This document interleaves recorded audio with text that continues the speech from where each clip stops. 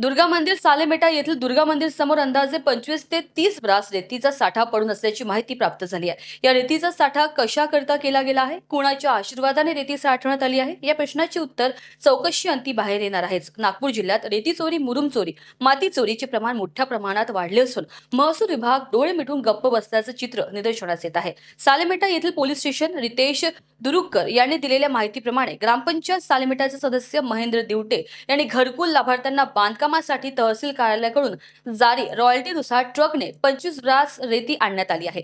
घरकुल लाभार्थ्यांच्या घरापर्यंत ट्रक जात नसल्यामुळे त्यांचा साठा दुर्गा मंदिर परिसरात केला असून लवकरच ती रेती लाभार्थ्यांना वितरित करण्यात येणार आहे।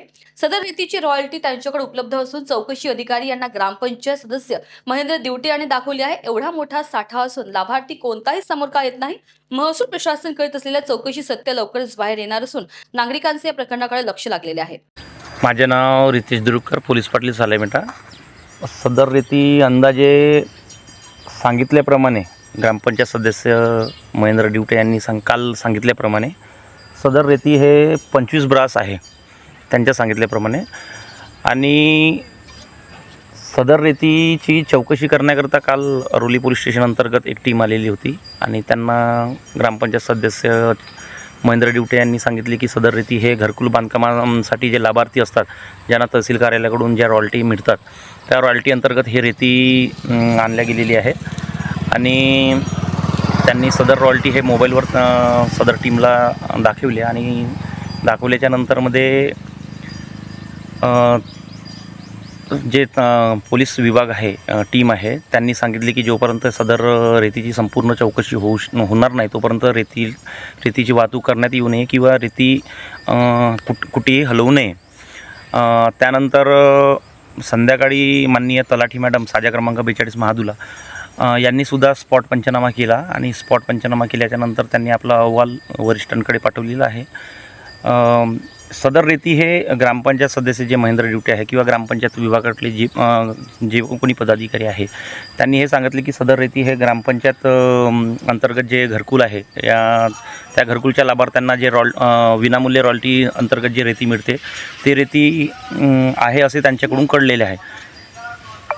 पण एवढा स्टॉक एका वेळेस ठेवण्याची हे कोणती कायद्याची तरतूद आहे? नाही, जेव्हा दोन ट्रक आले होते तेव्हा 2 ट्रक जेव्हा आले होते त्यावेळेस आम्ही विचारपूस केली असता त्यांनी सांगितले की सदर रॉयल्टीची रेती असल्यामुळे आपण काही लक्ष दिलं नाही। पण मग मध्यरात्री काहीतरी 2 ते 3 ट्रक रेती त्यांनी येऊन पाडलेली आहे आणि पाडल्याच्या नंतर मध्ये ते निदर्शनात आलं। बरं, इथली जे काही रेती गेली आहे हे कुठे गेली आणि केव्हा गेली हे माहिती पडेल का?